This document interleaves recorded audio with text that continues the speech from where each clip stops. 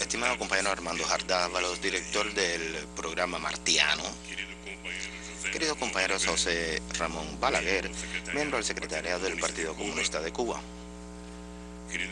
querido compañero Rafael Bernal, ministro de Cultura de la República de Cuba, querido compañero Adolfo Pérez Esquivel, Premio Nobel de la Paz, querido compañero Hernández Pardo, director del programa Martiano, mi compañero Frei Beto, mi compañero Rolando Alfonso Borges, jefe del Departamento Ideológico del Partido Comunista de Cuba, mi querido compañero Pablo González Casanova, exdirector de la Universidad Nacional de México, Ignacio Ramonés, periodista y escritor francés, Fernando de Moraes, quien lanzó su libro ayer, compañeros y compañeras. Cuando yo era presidente, a mí me daban la lista con el nombre de todos los funcionarios o autoridades presentes, pero como expresidente no me dan esa lista. Así que me pongo a pensar cómo cito el nombre de las personas, me olvido del nombre de otros compañeros, pero veo en este plenario a compañeros extraordinarios que, junto conmigo, hemos hecho política en los últimos 10 años, construyendo algo que parecía imposible hasta hace algún tiempo, tanto en América del Sur como en América Latina. Quisiera, primeramente, pedirles la paciencia a todos ustedes y pedir un minuto de silencio en homenaje a las víctimas de la tragedia de aquella discoteca en Brasil.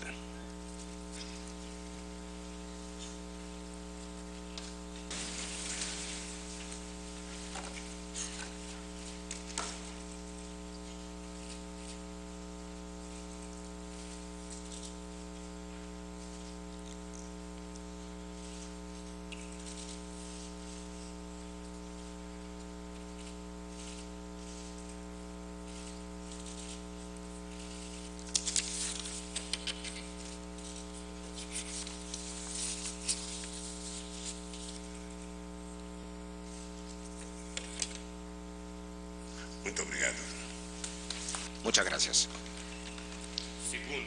En segundo lugar,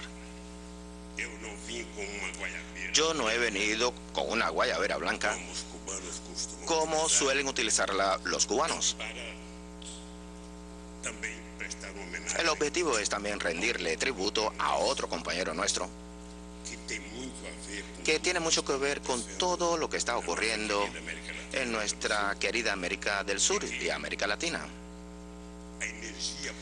Y que la energía positiva de este encuentro martiano pueda ayudar a nuestro querido compañero Chávez para que se recupere rápidamente.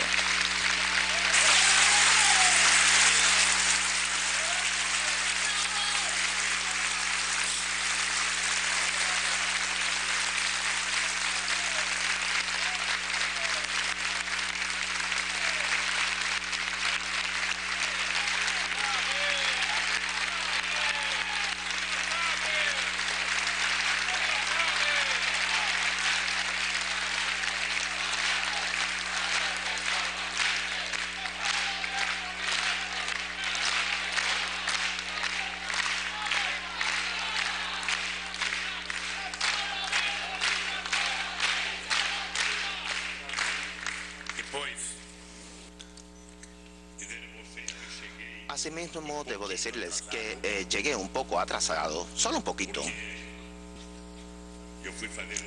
ya que fui a visitar un gran compañero nuestro también, el compañero Fidel Castro.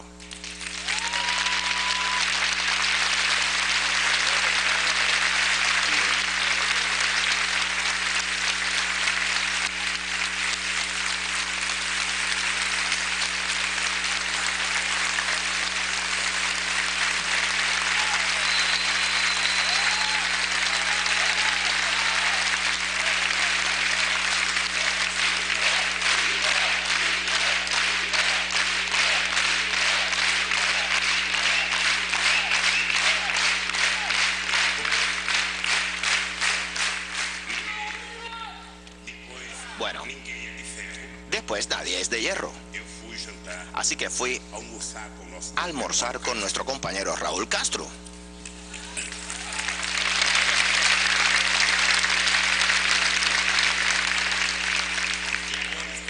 Y ahora aquí estoy, junto con tantos compañeros de América Latina, de Argentina también.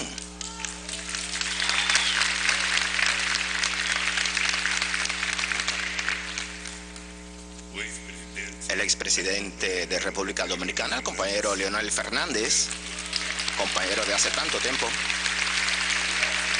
Nuestro querido compañero Colón, expresidente de Guatemala.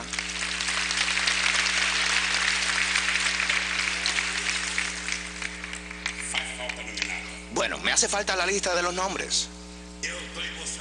Y yo estoy emocionado. Estoy emocionado por varios motivos. La primera vez que utilicé esta misma tribuna fue en 1985, en un encuentro organizado por el gobierno cubano. Era una serie de 3 encuentros en realidad. El primero de ellos era una reunión de intelectuales latinoamericanos sobre la deuda externa. Después hubo una reunión de los partidos también sobre la deuda externa. Y una reunión de los sindicalistas también sobre la deuda externa. Lo peor es que Viñedo estaba en todas las reuniones, en todas ellas. Él y Fidel Castro participaron en del primero al último minuto. Él salía corriendo de República Dominicana y venía para acá. Y acá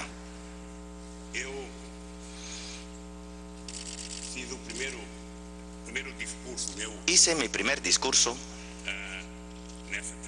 en esta misma tribuna. Yo, que me había emocionado cuando vi a Fidel hacer el primer discurso el día 19 de julio de 1980, también invitado por Fray Beto a Nicaragua para celebrar el primer aniversario de la Revolución Sandinista. Y fue en ese momento que conocí a Fidel Castro. Fue un momento en que por primera vez comí langosta. En esa época, un año después de la Revolución Sandinista, todavía se podía comer langosta en Nicaragua.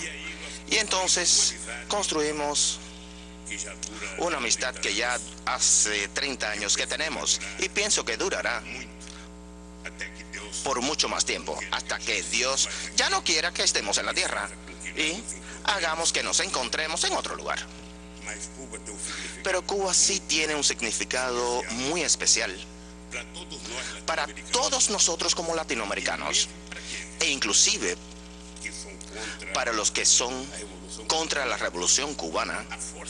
La fuerza moral construida por este pueblo en defensa de su dignidad y de su soberanía hace que inclusive los que no simpaticen con Cuba respeten la fuerza moral del pueblo cubano y del gobierno cubano.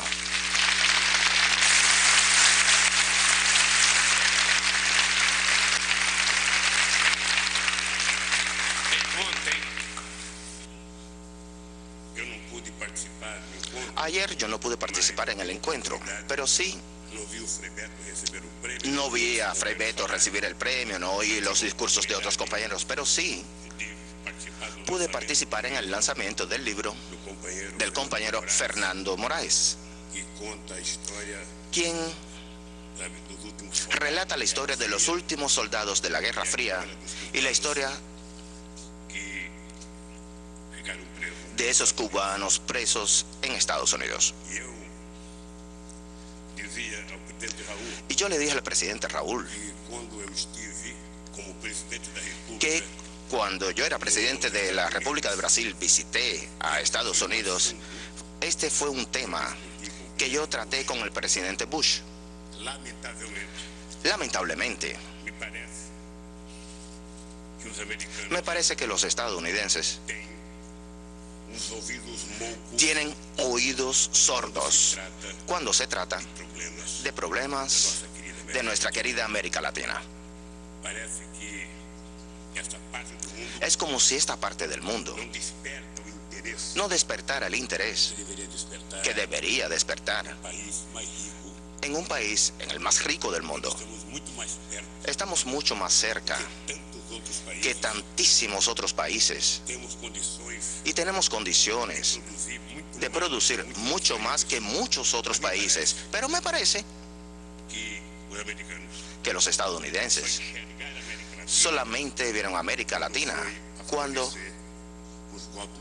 era favorecer o apoyar los golpes militares de la década de 1960. Es lamentable y espero que el presidente Obama, en este su segundo mandato, tenga una mirada más equitativa y más justa para nuestra querida América Latina y principalmente para acabar el bloqueo contra Cuba, porque no existe motivo ninguno para que lo sigan manteniendo.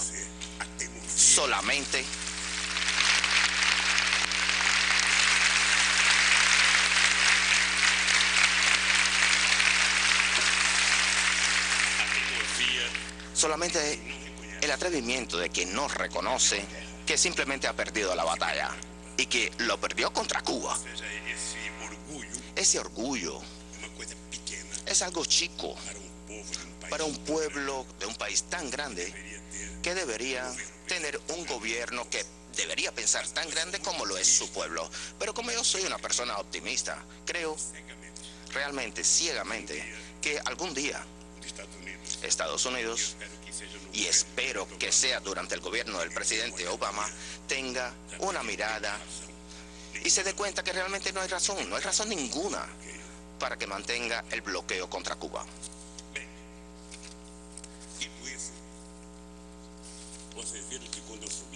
Ustedes se han dado cuenta que al subir acá, yo tenía un discurso, pero no se asusten. No se asusten que no voy a hablar tanto como lo hace Chávez, ni mucho menos Fidel, y ni siquiera tanto como lo hace Cristina. Solamente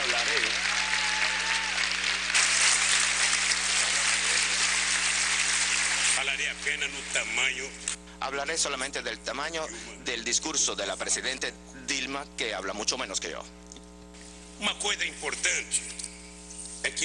Algo importante es que estamos participando en este evento en conmemoración de los 160 años del natalicio de Martí. Y va muy bien con los 60 años del asalto al cuartel Moncada. Ese movimiento tan importante en la historia de la Revolución Cubana. Quisiera decirles a los cubanos que sinceramente yo no tenía mucha idea de que este evento despertaría tanto el interés que está despertando y que ha despertado porque ha venido mucha gente. Yo no veo brasileños. No veo tantos brasileños, realmente solamente veo hinchas, los fanáticos del Corinthians, que es mi equipo allá en Brasil. Pero este evento ha despertado mucho interés y que también hay mucha gente de Minas Gerais, del estado de Minas Gerais. Creo que es muy importante que una institución multilateral del peso de la UNESCO no solamente dé apoyo a este tipo de evento, sino que además debe seguir haciéndolo cuantas veces ocurra. Es de suma importancia que aprendamos no a rendir culto, pero sí a darle valor a nuestras referencias de la historia, a nuestros líderes, a los que mucho antes que nosotros pensaban ya como nosotros. Muchas veces hicieron mucho más que nosotros sin tener los instrumentos que tenemos hoy. En estos días participé en una reunión con poco más de 40 intelectuales de América del Sur, donde discutimos un poquito sobre el tema de la integración. Es necesario crear la doctrina de la integración. El consenso de Washington es una doctrina. Y nosotros hablamos mucho, pero no sistematizamos desde el punto de vista intelectual lo que queremos hacer como una integración. E integración económica solamente, comercial. Es integración cultural. Es integración física. O integración universitaria. Nuestras universidades muchas veces ni siquiera hablan entre sí. Nos interesa más Harvard, nos interesa más Francia, Estados Unidos e Inglaterra, pero sin embargo no nos gustan nuestras propias universidades. Así que el intercambio entre nosotros es muy chico. Inclusive entre Brasil y Argentina, que estamos tan cerquitas, somos vecinos. Pienso entonces que es importante discutir la integración a plenitud, porque eso contribuiría a que podamos cambiar un poco la historia de nuestra querida América Latina. La integración no puede ser solamente un discurso en época de una campaña electoral o en las reuniones de jefes de Estado. Yo le decía a los compañeros intelectuales que estaban allí en aquella reunión que muchas veces nos quejamos diciendo que la prensa no publica lo que decimos. Decimos que la prensa no simpatiza con los gobiernos de izquierda. Es solamente no ser de su grupo que ellos no simpatizan. Y entonces nos ponemos a quejarnos y no hacemos lo que está a nuestro alcance. Hoy con la Internet,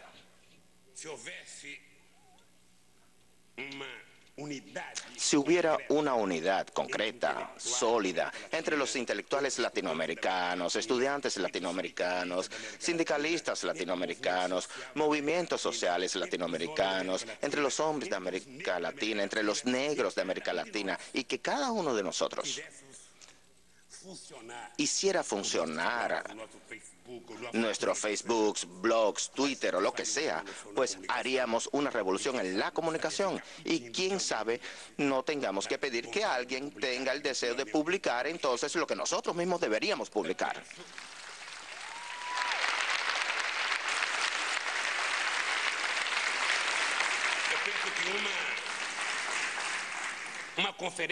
Creo que una conferencia de este tipo, donde se reúnen 800 personas de 44 países, no puede acabar simplemente después que cada uno vuelva a casa y que ponga en su biografía, en su currículum: participé en la tercera conferencia por el equilibrio del mundo. Cuando se conmemoraron los 160 años del natalicio de Martí. Es muy poco. Lo importante es que se salga de aquí como cómplices, como aliados de algo nuevo que querramos construir. Es necesario que salgamos de aquí con el deseo de continuar haciendo esta reunión aunque no estemos reunidos físicamente. Aunque no estemos reunidos físicamente. Podemos interactuar entre nosotros.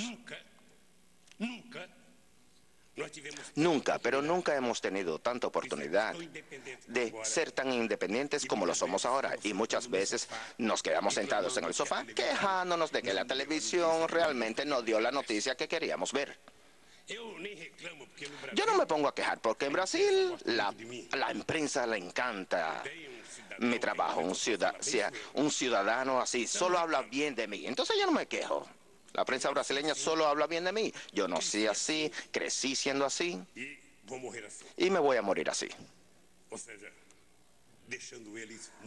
Los dejo ellos muy bravos siempre y los irrito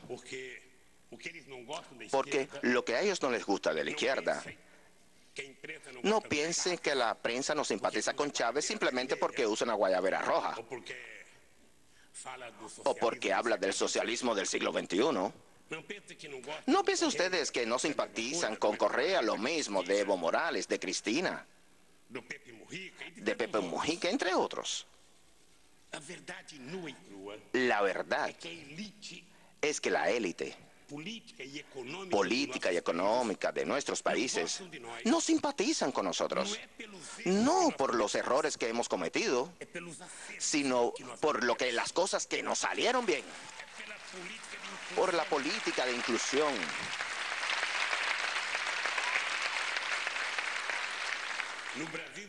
En Brasil, entonces, a la prensa no aguanta que los pobres viajen en avión. Y los pobres en Brasil están viajando en avión. Pobres que tienen carro nuevo, inclusive, ni piensen en eso. Pobres con cuenta en el banco, imagínense, es un horror. Son esas cosas buenas que tuvieron lugar en Brasil y son el motivo de odio contra Chávez, de la ira contra Cristina, es motivo de la ira contra Pepe Mujica, contra Evo Morales. ¿Quién se podría imaginar que un indio, con cara de indio, con forma de ser de indio, con comportamiento de indio, pudiera gobernar Bolivia y que funcionara? Eso es lo bueno, que sale bien.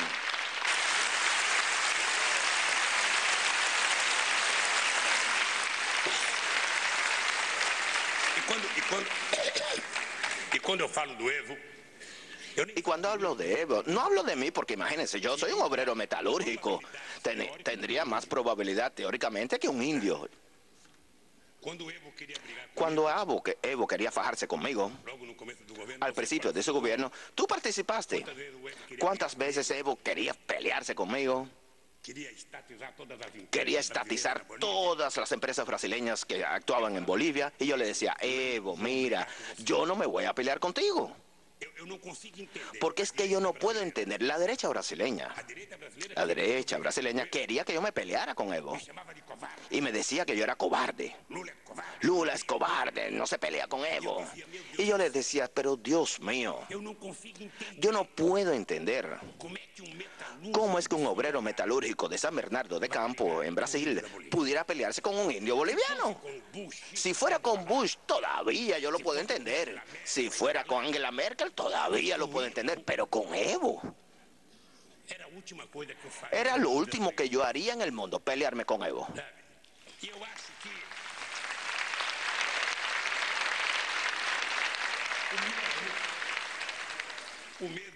Creo que lo mismo debo confesarles. Yo realmente rezo y le pido a Dios que el significado de la elección de Obama en Estados Unidos sea realmente concretado.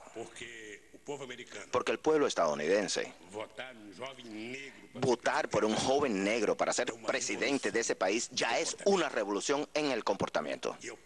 Y yo le pido a Dios que Obama entienda eso. Y él no tiene que hacer mucho. Solamente tiene que tener la misma osadía que tuvo su mismo pueblo al votar por él. Si él lo hace, listo, ya vale la pena. Queridos compañeros, ahora empezaré a leer mi discurso.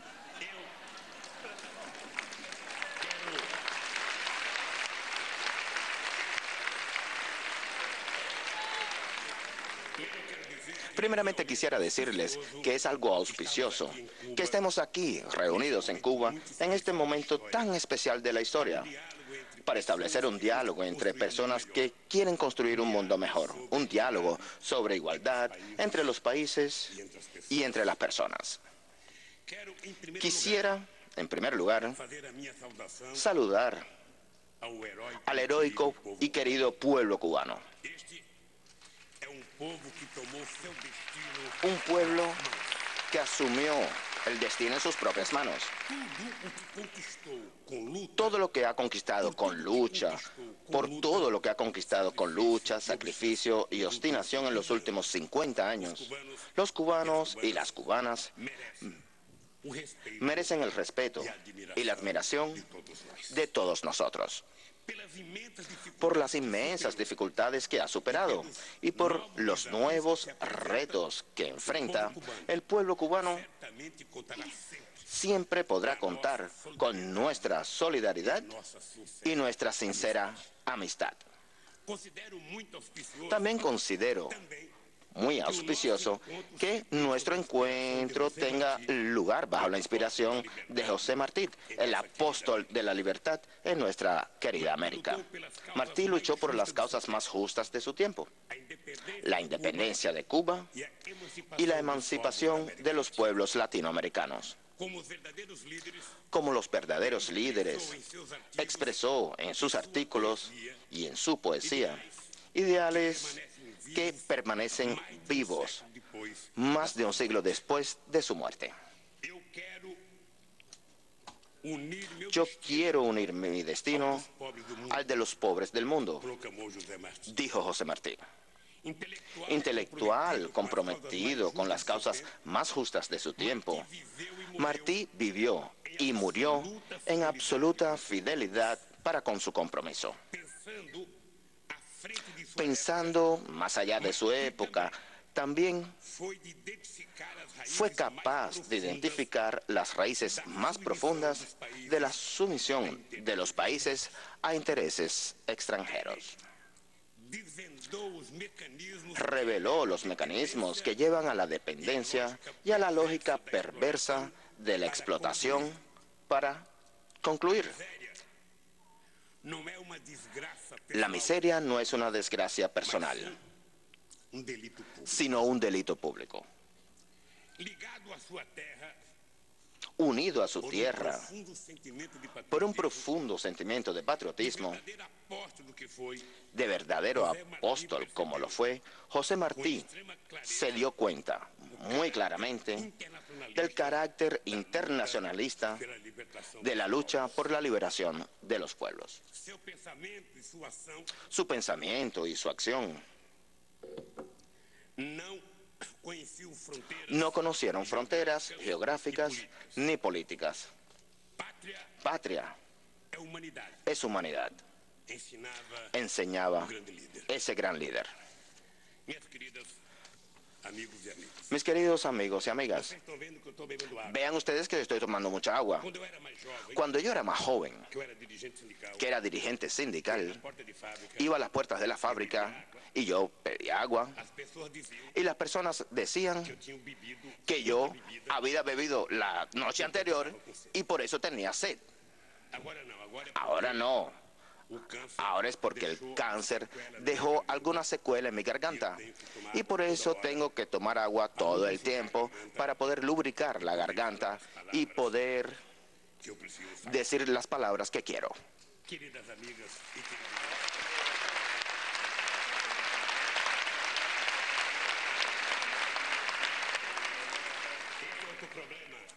Ese es otro problema, Leonel Fernández. Mira, cuando yo era presidente, yo tenía 30 gente para traerme agua. Ahora yo miro a la gente y si no agarro yo mismo el agua, hijo mío, nadie lo hace por mí.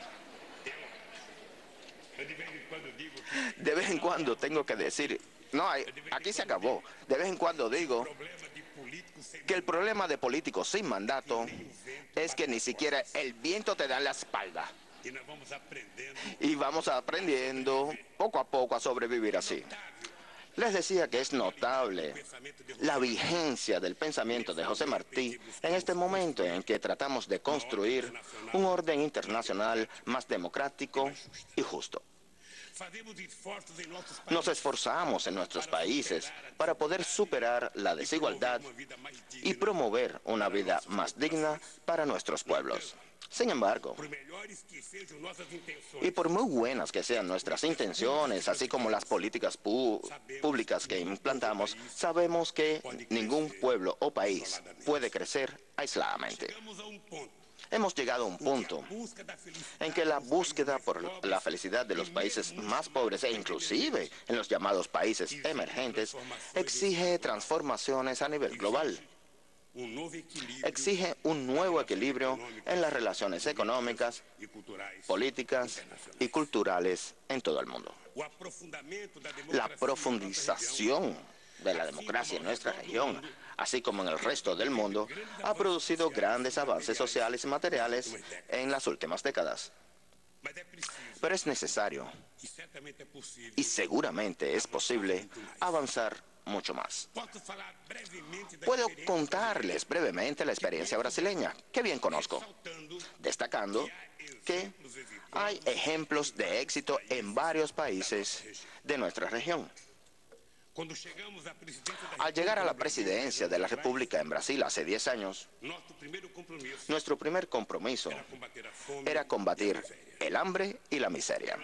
Me acuerdo que en mi primer discurso dije: primeramente voy a hacer lo necesario, después voy a hacer lo posible, y cuando menos se espera,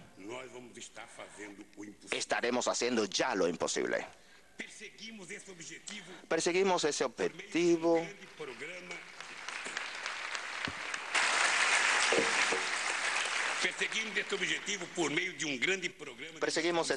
por medio de un gran programa de distribución de ingresos. Ustedes deben conocerlo, es el llamado Bolsa Familia o Canasta Familia, que formó parte fundamental de un nuevo modelo de desarrollo. Sin renunciar a los fundamentos de la estabilidad económica, creamos las condiciones necesarias para que el país pudiera crecer, para incluir a las más amplias capas de la población entre los beneficiarios de este crecimiento. Parece muy sencillo, pero era algo extremadamente innovador en un país que se caracterizaba durante siglos por una desigualdad brutal entre los extremadamente ricos y los extremadamente pobres. El programa Bolsa Familia, que hoy proporciona un nivel de dignidad a unos 50 millones de brasileños, forma parte de esos esfuerzos. También adoptamos una política de valoración permanente de los salarios, incorporando a los reajustes el crecimiento del PIB. Y aquí destaco algo importante, y fue un reto, Diana, para que pudiéramos vencer. Había dos tabús en Brasil. Uno, que no era posible aumentar el salario mínimo sin generar inflación. Decían, primeramente la economía debe crecer para después distribuir la riqueza. Y nosotros decíamos, no, se puede crecer y distribuir la riqueza al mismo tiempo. Porque en Brasil hubo momentos en que la economía crecía a un 14% al año, mientras que no se distribuyó nada. Hay países latinoamericanos que crecen a un ritmo de 6% hace más de 10 años. Y sin embargo, no tienen una política de distribución consistente.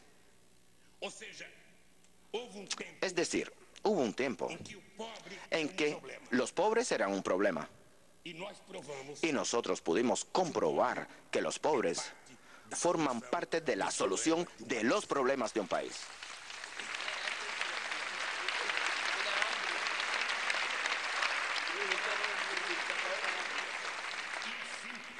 Y es sencillo, es fácil, no es necesario hacer un posgrado en economía, ni mucho menos. Es sencillo. Dale $1 millón a un rico, ¿y qué va a pasar? Habrá una cuenta bancaria y solamente una persona ganará ese dinero. Ahora, agarra ese $1 millón y divídelo entre 1000 personas. Y ese dinero se va a transformar en un consumo de alimentos, ropa, leche, al día siguiente ya. Y de esta manera, la economía empieza a girar y no lo interrumpa más. Decían en Brasil que no se podían aumentar las exportaciones y al mismo tiempo desarrollar el mercado interno. Nosotros pudimos probar que sí se podía aumentar el mercado interno. Argentina también lo probó. República Dominicana también lo probó. Guatemala también. Bolivia también. Pepe Mujica también. Todos pudieron probarlo. En Brasil salimos de un flujo comercial que era de 107.000 millones de dólares y saltó a 480.000 millones de dólares. El mercado interno brasileño creció tanto que en 8 años 45 millones de personas pobres entraron en el sistema bancario y financiero de Brasil. Pudieron abrir su cuenta en el banco. Quien tiene cuenta en el banco, como cualquiera de nosotros, no le da mucha importancia a eso. Pero cuando un pobre abre su cuenta en el banco y recibe un talón de cheques, eso es bárbaro. Es lo máximo, aunque no tenga dinero en el banco, no importa. Es como tener un carro pero no echarle gasolina. Andar en un carro es cosa de rico. El pobre si puede, lo deja ahí en la calle y se la pasa lavando el sábado y el domingo entero. Limpia más el carro inclusive que las nalgas del niño, pero limpia el carro. Y lo hace con amor, con muchísimo amor. Pudimos probar que sí se podía aumentar el salario mínimo y sin embargo evitar la inflación. Pudimos probar también que el pueblo pobre es buen pagador. En la mayoría de los países, los bancos no le prestan dinero a los pobres porque los pobres no tienen garantía para presentar. Y nosotros decíamos, pero la garantía del pobre es su nombre. El pobre tiene dos cosas nada más, el nombre y la cara. Porque si el pobre agarra dinero y no paga, ni siquiera puede pasar por frente del mercadito que le vendió fiado. El rico no, el rico agarra el dinero, se va para Miami, la familia entera va para Orlando, ve las cataratas de no sé dónde, y si no pagan no hay problema. Pero el pobre no, el pobre tiene que pagar porque al día siguiente tiene que de nuevo comprar el pan. Así que nosotros pudimos probar eso, creamos algo que se llama crédito consignado. O sea, el salario del trabajador era su garantía. En pocos años, más de 80.000 millones de reales, más o menos 40.000 millones de dólares. ¿Te gustó mi español? 40.000 millones de dólares se le prestaron a los pobres. Y nada de no pago. Porque ellos pagan. Porque al año siguiente quieren pedir de nuevo el dinero prestado. Ese conjunto de políticas, además de crédito a los microempresarios, crédito para la agricultura familiar, cuando llegamos al gobierno, había 2.000 millones de reales, más o menos hoy 1.000 millones de dólares hoy día. Al salir del gobierno, eran 16.000 millones de reales, 8.000 millones de dólares en crédito otorgado para la agricultura familiar. Todo ese conjunto de políticas que no solamente se implantaron en Brasil, también causaron una pequeña revolución. Para que tengan ustedes una idea, al llegar al gobierno, había 23% del PIB en crédito. Hoy es el 51% de crédito equivalente al PIB, más o menos 1.400.000 millones de dólares. Estabelecemos otras políticas. Bien, llevamos a cabo varias políticas. La combinación de, por ejemplo, salario, ingresos básicos, todas esas políticas introdujeron una nueva dinámica en el mercado brasileño. En realidad, lo que hicimos fue simplemente incluir a millones de personas que estaban fuera del sistema para que empezaran a sentirse brasileños. Es decir, despertamos a un gigante como nunca había tratado de hacerlo la élite que había gobernado antes. Se estableció un círculo virtuoso en la economía que produjo un crecimiento promedio anual de más o menos 5,1% del PIB entre el 2006 y el 2011. Este nuevo modelo de desarrollo, ahora ampliado durante el gobierno de Dilma Rousseff, permitió la generación de prácticamente 18 millones de empleos formales hasta el momento. El año pasado tuvimos un crecimiento del PIB bastante bajo, pero aún así creamos 1.300.000 nuevos puestos de trabajo formales. Queridos amigos y amigas, cuando llegamos al gobierno, también teníamos un compromiso con los movimientos sociales que tenían su mayor expresión en el tema de la reforma agraria. Nuestro gobierno desapropió para incorporar a la reforma agraria nada más y nada menos que 48 millones de hectáreas de tierra, asentando a 614.000 familias. Les voy a dar un dato para que tengan idea de qué significa eso. Eso quiere decir que en 8 años desapropiamos 56% de toda la tierra brasileña desapropiada en 500 años de historia. En solamente 8 años. Y todavía tenemos que hacer mucho más. Mientras más hagamos, mejor. Porque son los participantes de la agricultura familiar los responsables por el 70% de los alimentos que se producen en Brasil. No es que tengamos nada contra los grandes, el agronegocio es muy importante también para Brasil, claro. Pero cuando se trata de comer, son los pequeños los que ponen en nuestra mesa la mayor parte de los alimentos. Bueno.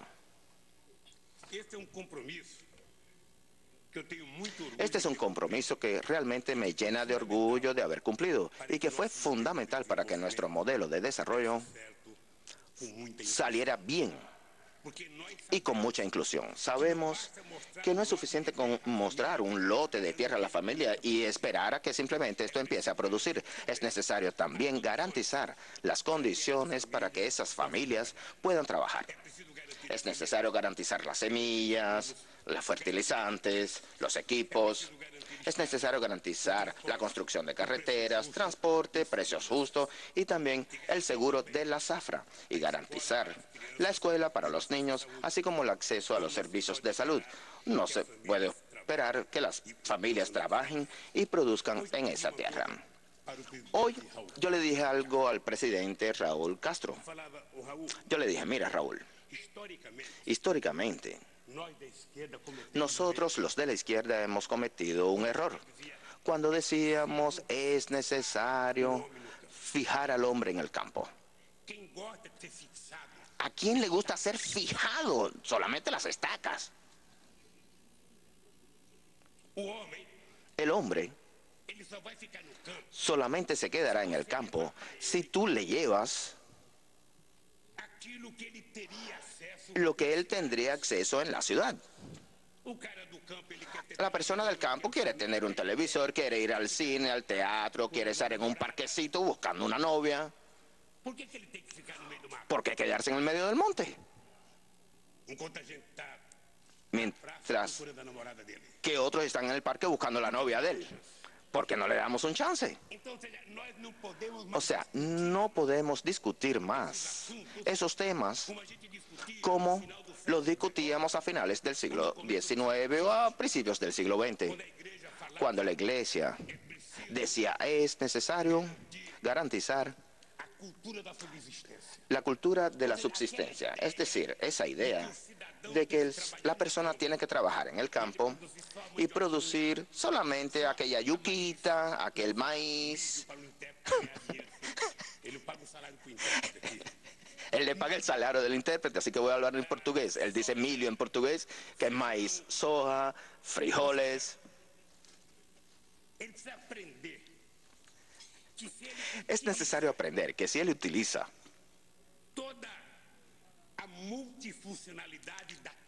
todas las funciones que le da la tierra, Abel, ¿te gustó esa palabra? Multifuncionalidad de la Tierra. ¿Veas cómo he avanzado? Bueno, les decía que se utiliza todo el potencial y si puede diversificar su producción, entonces descubrirá que además de producir, es bueno ganarse un dinerito extra para comprar cosas para la casa, porque la mujer desea esas cosas, como lo desea también la clase media del país en Santo Domingo, o lo desea la clase media en Buenos Aires, o en Sao Paulo. Le encanta tener una lavadora, una televisión de pantalla plana, aspiradora, una buena plancha, etcétera. Todos los beneficios que tiene de la clase media, los pobres también tienen derecho a tenerlos. Y por eso debemos incentivarlos, porque es necesario que utilicen con la asistencia técnica y con nuevas tecnologías todo el potencial y que produzcan realmente todo lo posible en la Tierra.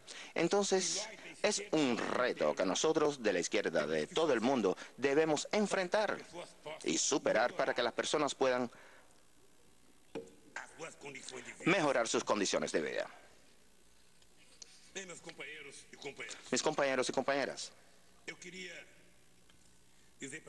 quisiera decirles algo. Aquí hay brasileños que conocen el programa que se llama Luz para Todos. Bueno, en Brasil tenemos 3 millones de familias. 3 millones de familias. Es prácticamente un país como Uruguay, que no tenían energía eléctrica.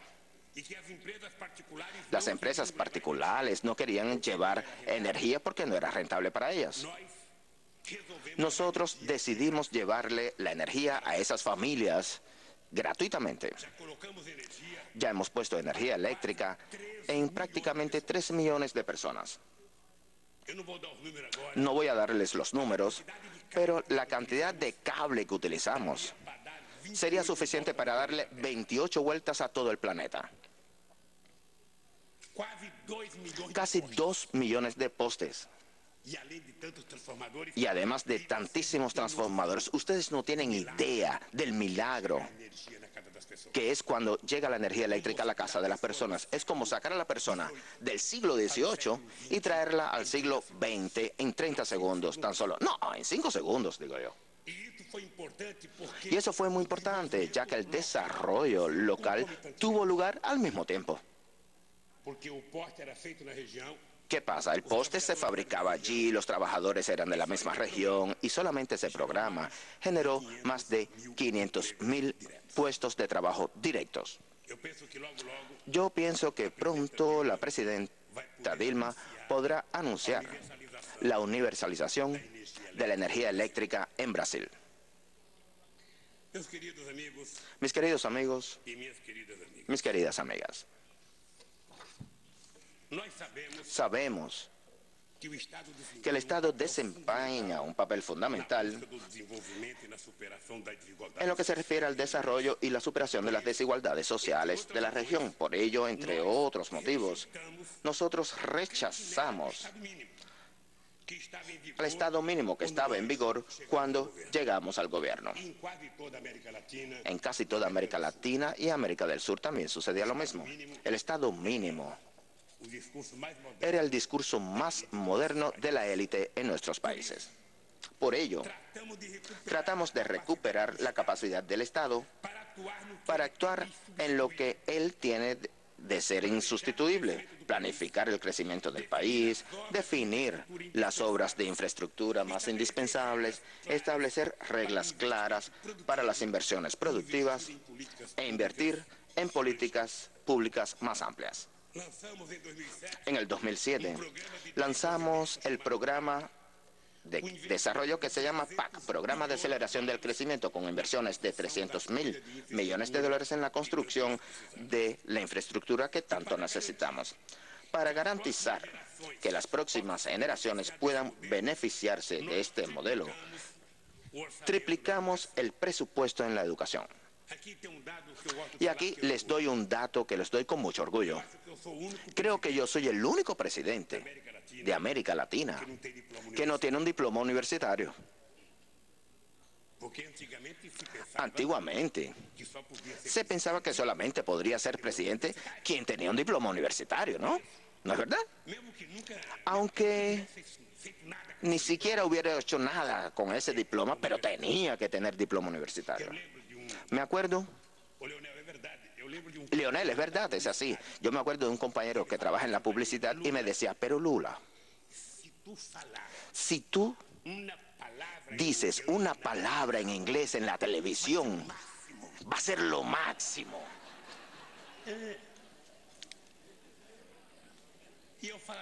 Y yo le decía, vamos a hablar portugués porque realmente mis electores votan porque yo hablo portugués. Pero el hecho de ser el único sin diploma universitario, y mi vicepresidente tampoco lo tenía, era el único vicepresidente sin diploma universitario, pásmese, ¿qué pasó en Brasil? Yo soy el presidente brasileño que más hizo universidades en la historia de mi país.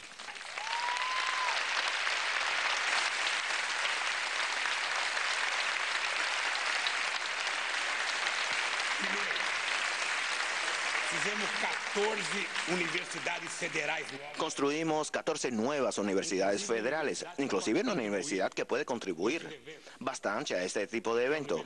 Es la Universidad UNILA, la Universidad de América Latina, que está en la triple frontera entre Argentina, Brasil y Paraguay. Se trata de una universidad creada para recibir a alumnos latinoamericanos, con profesores latinoamericanos, con historia latinoamericana y con currículo latinoamericano.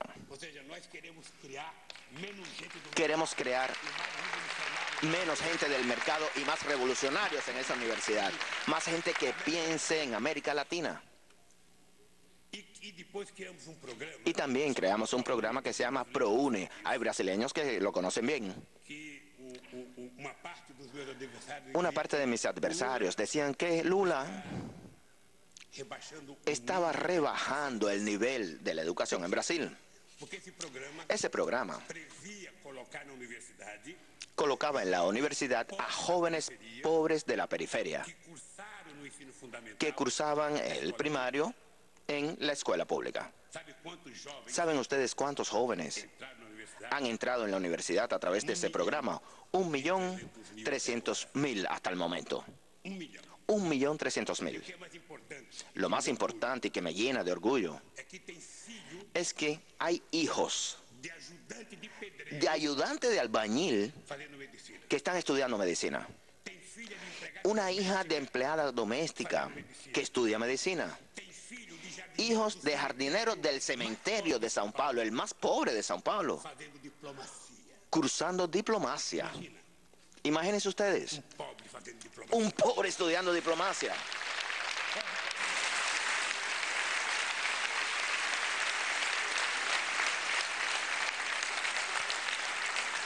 ¿Cuál es la conclusión que nos llegamos? ¿Qué conclusión hemos llegado? La educación es la parte más importante para el desarrollo de una sociedad. En la educación es en que el Estado debe garantizar la igualdad de oportunidades. Siempre digo que el mundo solamente será justo cuando la empleada doméstica tenga a su hijo sentado al lado, en la misma facultad, de su patrona. Mientras que una estudie en una escuela de calidad y otra en una escuela pobre, no habrá igualdad. Y la universidad probó eso. 15 asignaturas estudiadas por el Ministerio de Educación. Los mejores alumnos son exactamente los pobres que no podían entrar en la universidad.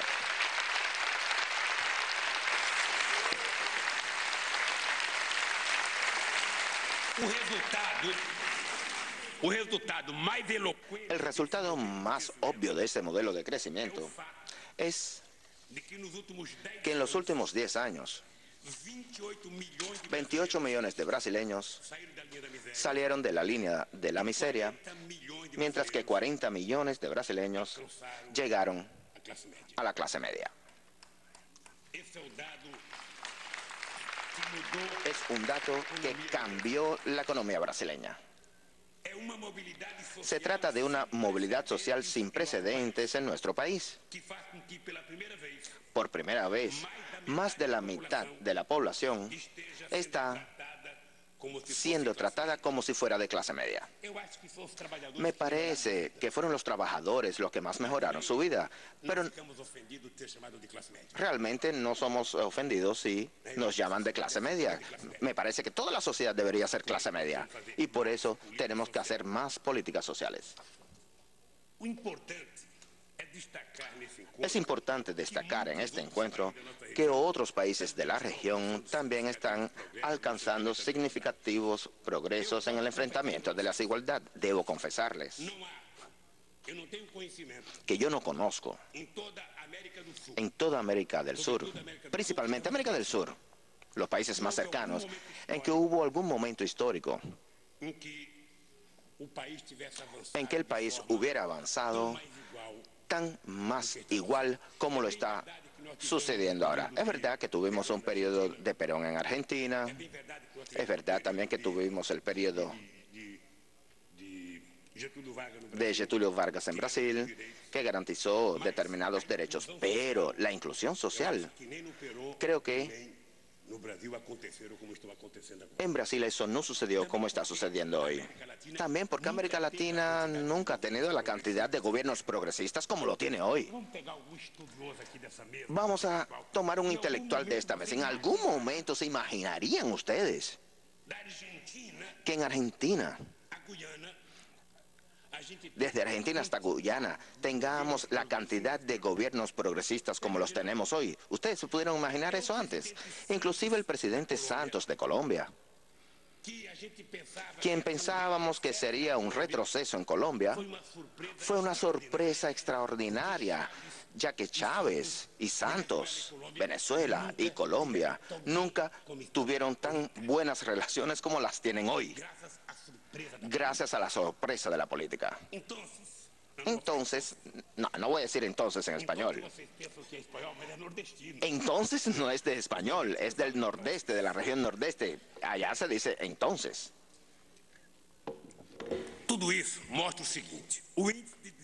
El índice de desarrollo humano, calculado por la ONU, refleja los avances alcanzados, especialmente en los campos de la salud y la educación en casi todos los países de América Latina y el Caribe.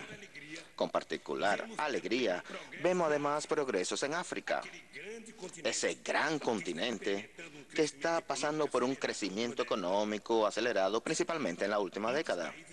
Muchos países que crecen a más de 5% al año.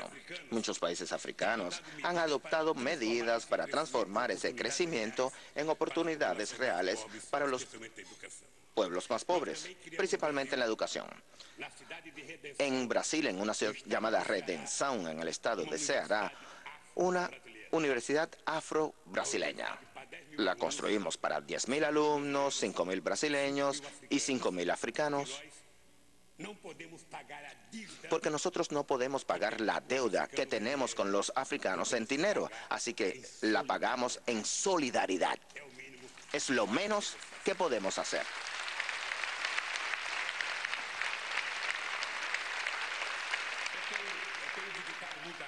Yo he visitado frecuentemente África.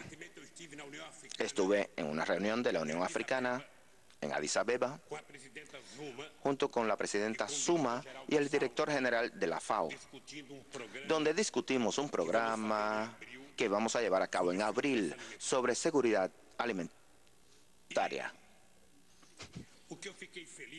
Me puse muy contento porque la Unión Africana presentó un programa que se llama PIDBA, que es un programa de desarrollo de infraestructura.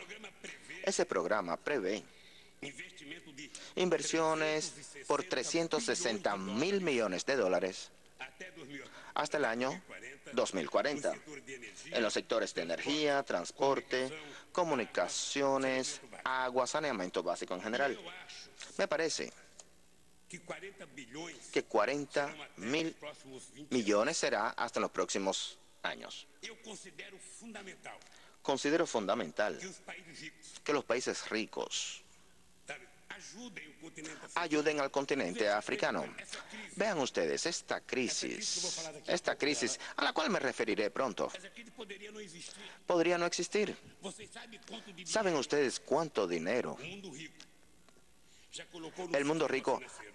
ha puesto en el sistema financiero para salvarlo?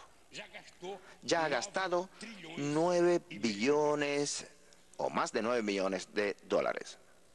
Agora, quanto foi pago Ahora, ¿cuánto pagaron para salvar americano?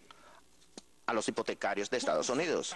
¿Cuánto pagaron Para salvar o desemprego para salvar de milhões a los de pessoas? desempleados, millones de desempleados en todo el mundo? No se pagó nada. Porque Me parece, que imaginava-se que antigamente se imaginaba que o antes pobre que era mais atrasado. los pobres eran más atrasados y que los ricos eran más inteligentes. Os países ricos, Los países ricos, na crise brasileira, durante la crisis de Brasil, crise argentina, durante las crisis en Argentina crise mexicana, o en México, eles sabiam a los países solução ricos de ya todos sabían os la problemas. solución para todos nuestros problemas. Eu nunca vi gente tão Nunca vi a personas que sabían tanto. Eles desciam no aeroporto de Ellos São decían en el Paulo, aeropuerto de Sao Paulo, ya daban consejos. Qué teníamos que comer, qué teníamos que comprar, cómo teníamos que producir, qué debería hacer el Estado. quando a crise é com eles, Cuando la crisis es en sus países, eles não sabem o que fazer. no saben qué hacer. A crise da Grécia La crisis de Grecia, tivesse sido resolvida si la hubieran resuelto em 2008, en el 2008, não se gastaria mais que no se gastaría más que bilhões de dólares. 30.000 millones de euros. Hoje, Actualmente, ni siquiera 200.000 millones de euros pueden salvar a Grecia. eu penso Así que pienso que se os países ricos que si los países ricos colocassem a sua inteligência para funcionar, pusieran a funcionar su inteligencia parte desse dinheiro y agarraran parte de ese dinero que le dan a los bancos y financiaran el desarrollo de los países africanos, latinoamericanos, países asiáticos, investindo invirtiendo em infraestrutura en infraestructura e exportando serviços, y exportando servicios, posiblemente podríamos generar más empleos que faltan ser generados en todo el mundo. Sin embargo, me parece que não existe essa vontade política. que no existe esa voluntad política para resolver esos problemas y todo el mundo piensa en las próximas elecciones. Ninguém está pensando Nadie na piensa próxima geração. en la próxima generación. Hoje eu vi no jornal Hoy bien, tem 12 países el periódico que hay 12 países europeos que tem mais de 25% que tienen más de 25% de jóvenes desempleados. mais de 25% Más de 25% de los jóvenes de 12 países está desocupado. É impensável No se puede pensar a gente saber que está acontecendo isso que eso está pasando en la parte más desarrollada del planeta Tierra. é impensável. No se puede pensar.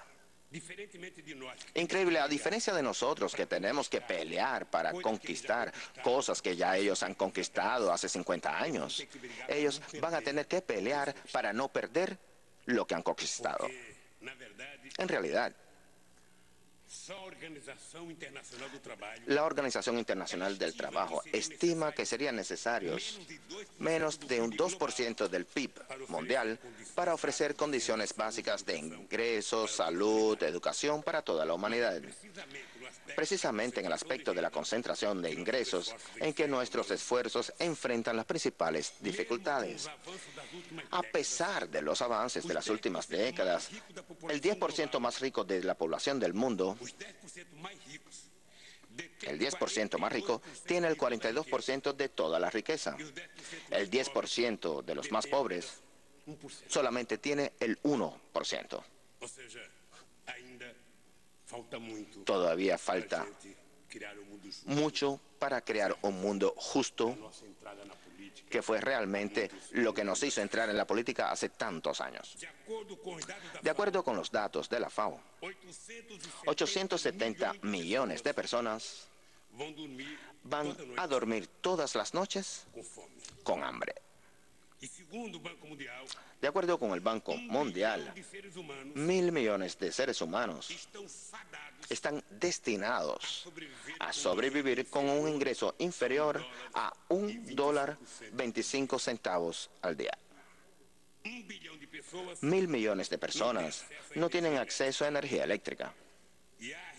Hay regiones, como en el sur de Asia y África subsahariana, en que el 83% de las personas no tienen servicios de saneamiento básico, de acuerdo con los datos más recientes del PNUD.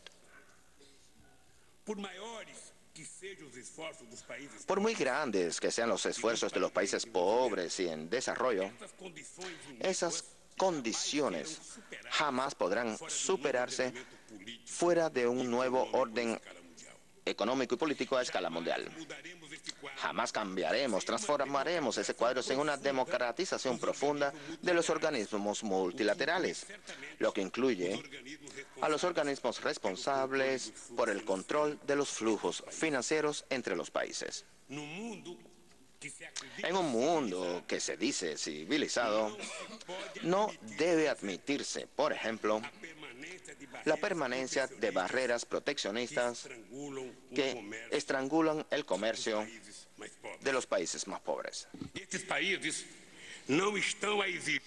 Esos países no exigen privilegio ninguno, no piden favor ninguno.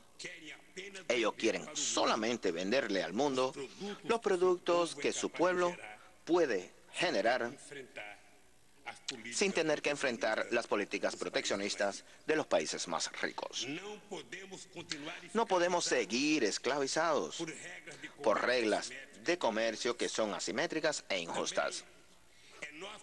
Es nuestra obligación también responder a los retos que impone la crisis que desde el año 2008 afectó a las economías centrales y que se reflejó en el mundo entero. Esta crisis, ya pude afirmar antes, que no fue provocada por ningún trabajador brasileño, ni cubano, ni latinoamericano, ningún campesino africano, indio o vietnamita.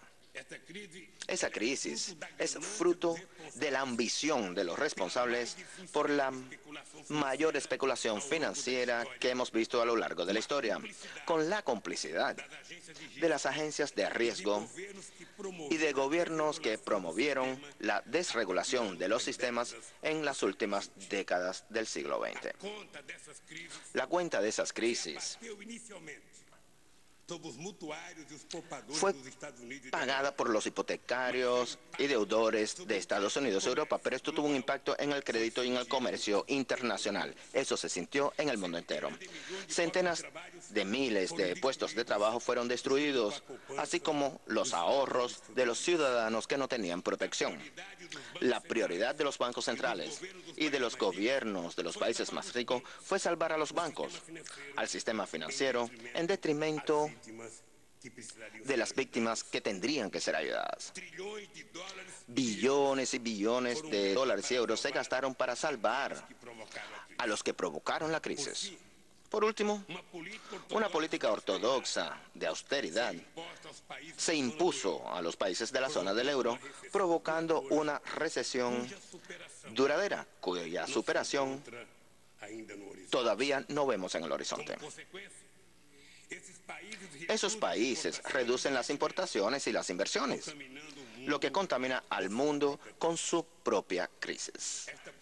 Esta política, que el expresidente Felipe González calificó de suicidio voluntario, pone en riesgo la supervivencia de la Unión Europea. Mis queridas amigas, queridos amigos, le prometo que estoy acabando. Durante mi mandato como presidente de Brasil, pude discutir las consecuencias de la crisis con los gobernantes de otros países. Me acuerdo de una reunión del G20 en el 2008, en que llegamos a algunos consensos de cómo enfrentar la crisis. Era parte del consenso, de acuerdo con el documento de la reunión de Londres, adoptar las siguientes medidas. Primero, regular el sistema financiero, no permitir aquel palanqueo que ellos tenían, como lo hacen en Estados Unidos, que es 30 veces el patrimonio líquido neto del banco. Dos, restaurar el crédito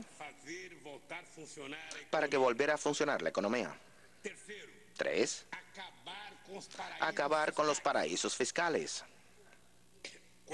Cuatro, priorizar el crecimiento y la generación de puestos de trabajo. Capitalizar y reformar nuestras instituciones financieras internacionales para superar esta crisis y prevenir otras en el futuro. Promover el comercio y las inversiones globales y rechazar el proteccionismo para garantizar la prosperidad. Presten ustedes atención. La última es promover la recuperación del crecimiento de manera incluyente, verde y sostenible. Ya han transcurrido 4 años. ¿Y qué hemos visto concretamente? La salvación del sistema financiero siguió siendo la prioridad, pero poco se ha hecho para garantizar el nivel de empleo, así como el nivel de actividad económica de los países más afectados por la crisis. Eso nos lleva a la conclusión de que es necesario hacer una verdadera reforma en el sistema de la Organización de las Naciones Unidas, así como en los organismos multilaterales de regulación financiera, a saber, el FMI y el Banco Mundial. Reflejan un mundo